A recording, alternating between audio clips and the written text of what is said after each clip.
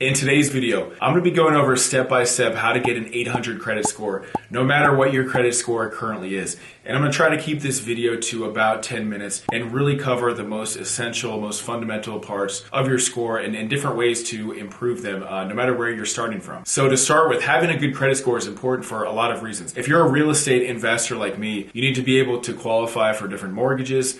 And if you have anything under like a 650, it's going to be very difficult to get approved for different loans. It's also going to affect your insurance quotes.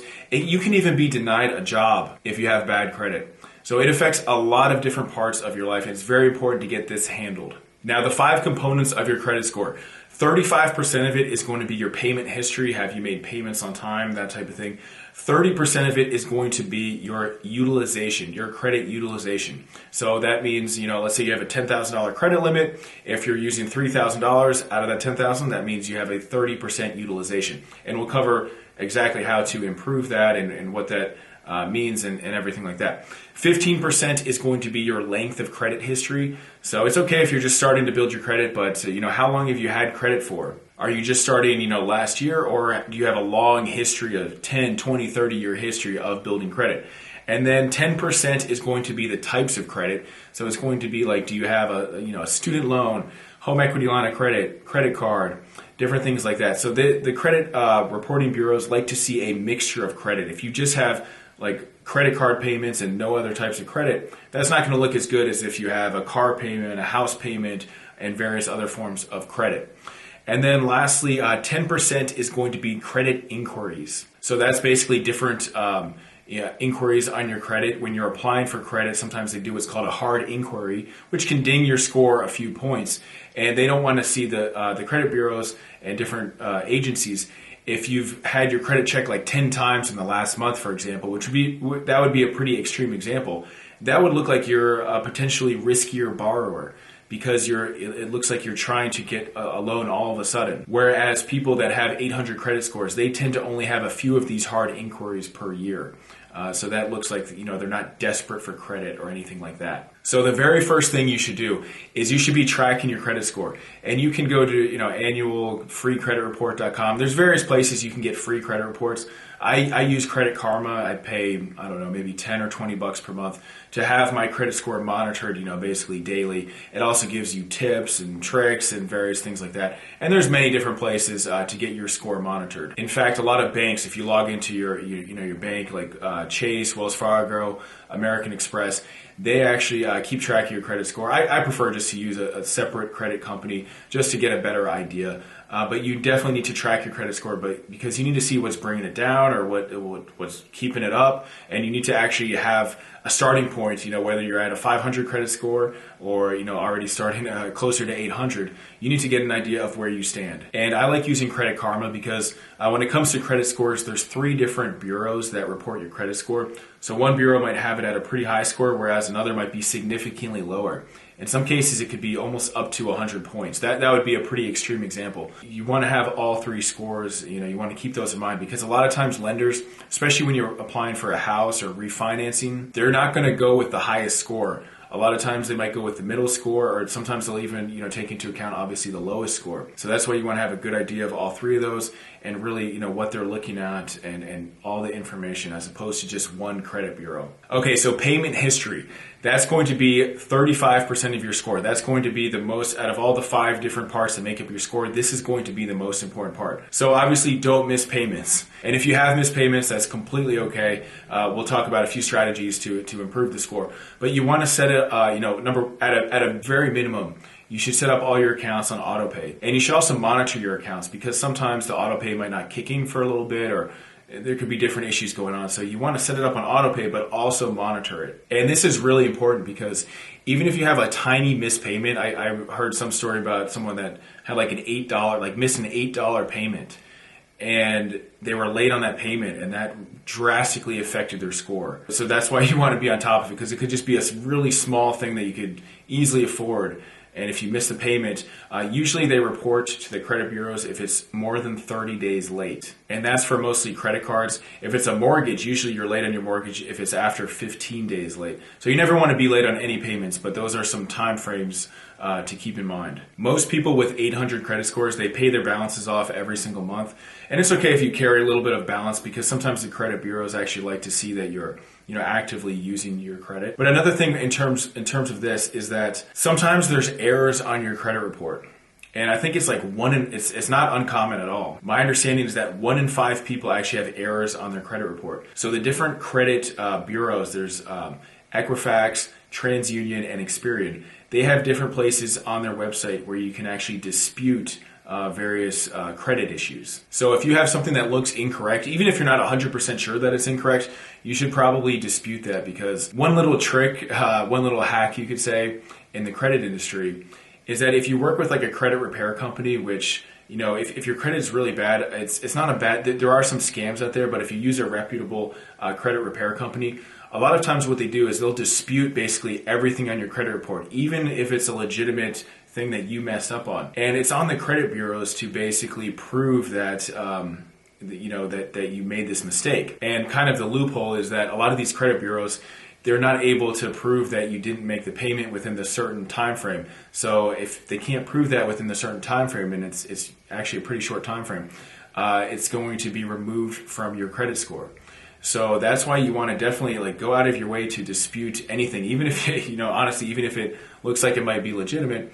And worst case scenario, if your credit is really bad, you can look at there are some legitimate credit repair companies, and you can see testimonials and see how they work and everything like that. And additionally, if you don't want to go through the process, even though it's really easy and I'd recommend everyone do it, negative items typically get removed from your credit report after about 7 years.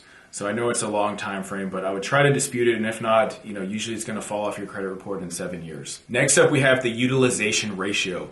So that's basically, like I mentioned earlier, if you have, let's say, $100K worth of credit, which would be quite a bit, and you're using $5,000 of that, you'd have a 5% utilization ratio.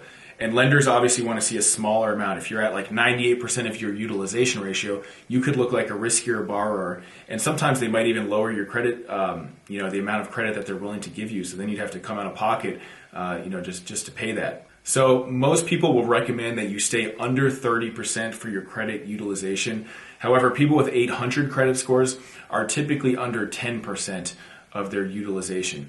So it doesn't hurt you at all to have a higher utilization. In fact, I'm going to just quickly talk about a few strategies to increase that. And number one is just to ask for increases in your credit lines.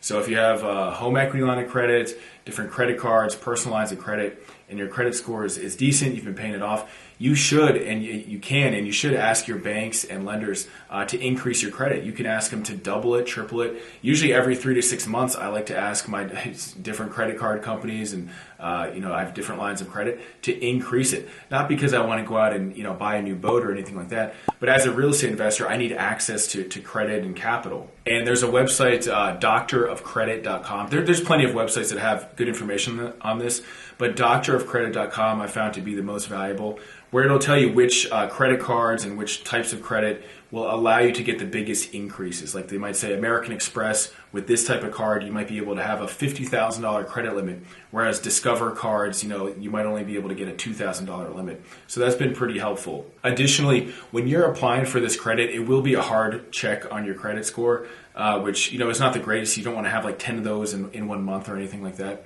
But it's not going to affect your score that drastically. It's going to be a few points. And then if you can increase your utilization ratio, like let's say you had $5,000 of credit card debt and you only had a $10,000 limit. Well, if you increase that to like $20,000, you just dropped your utilization significantly. So even though you lost a few points for getting a hard credit check, the utilization is significantly much more important. And some banks will actually automatically do this for you. They might just increase, you might just wake up one day and from a notice from Chase and it'll say your credit has been increased $5,000. And that's great and everything, but if it was me, I'd be much more proactive about it. I would really go after, every 3 to 6 months, really try to get some significant increases because you want to have access to that capital. And another way to lower your utilization, obviously, is to pay down your debt. And I like the Dave Ramsey snowball method. I don't agree with everything Dave Ramsey says, but the snowball method, he basically talks about, let's say you have like 3 or 4 different credit cards, and one of them has like $1,000 balance, another has $5,000, another has $10,000, another has $20,000. You go after the smallest balances first, so you can get that feeling of accomplishment for paying it off. Like I just paid off this one, even though it might be a small amount.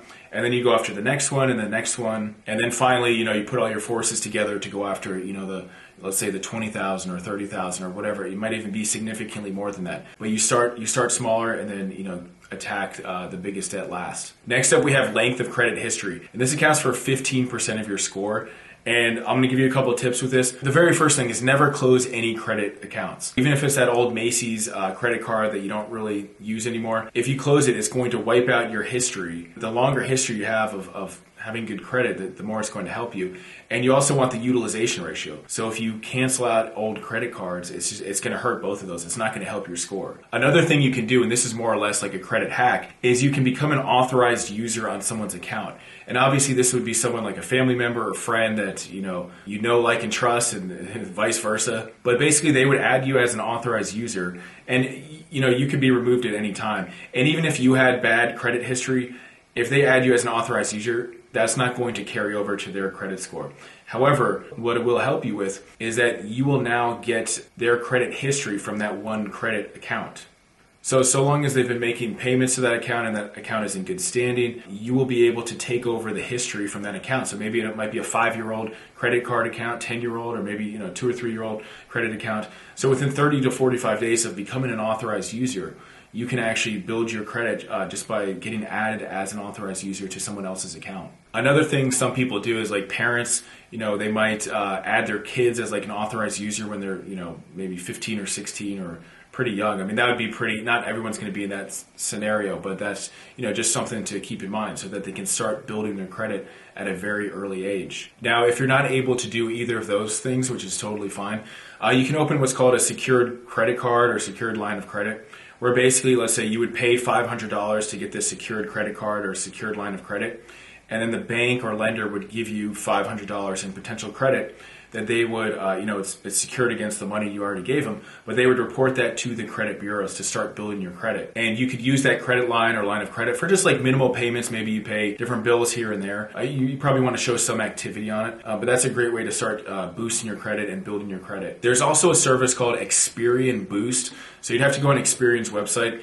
But basically you would sign up for that, and they give you credit for paying like utility bills and different payments that you've been making over the last few years. So cable payments and different things like that. So I've heard good things about it. I haven't used it personally, but you should really try to do as much as possible to increase your score. Next up, we have credit inquiries, and this makes up 10% of your score. So that's the hard credit checks that I was talking about. So when you apply for credit, that's typically going to be a hard credit check. So when possible, you should, if someone's going to be checking your credit, make sure it's a soft credit check. You can always ask anyone that's looking at your credit score, is this a hard or soft credit check? And if it is a hard credit check, it's not going to be the end of the world. Like I mentioned, people with 800 credit scores typically have like maybe a few hard credit checks, every single year. But when you're like applying for a home loan or applying for an increase in credit, a lot of times they're going to do a hard credit check. So you can't really avoid it. The most important thing is you don't want to apply for like 20 credit cards in 1 month or anything crazy like that, because that's going to have a ton of red flags for different lenders. It's going to lower your score, obviously, with each credit check, because that's just going to look riskier. If someone's applying for 20 loans in 1 month, that probably means they're might be kind of desperate for money. And after that, we have the credit mix. So that makes up 10% of your score. And banks and lenders and the credit bureaus, they're going to factor in how many different types of credits do you have? Do you have just a home loan, just a credit card, or do you have a combination? Do you have a car loan, a student loan, a variety of loans? And that's not to say just to go out and get a million different types of loans and go into debt just to increase your credit score a little bit. But you can get creative. Some people might even take out a personal loan from a bank that reports to your credit bureau, and they might not even use it for anything, but they just use it maybe for like to pay a small bill here and there, just to build their credit and have a variety, as opposed to just having like a credit card payment. They might have the car payment, the personal loan, and maybe a home equity line of credit or a home loan or different things like that. But you should try to have a variety of credit as opposed to just having like one credit card, because that's not going to look as strong. People with 800 credit scores typically have like 2, 3, 4 different types of credit as opposed to just one. So drop your questions in the comment section below and subscribe to the channel for more videos just like this. See you on the next one. Bye.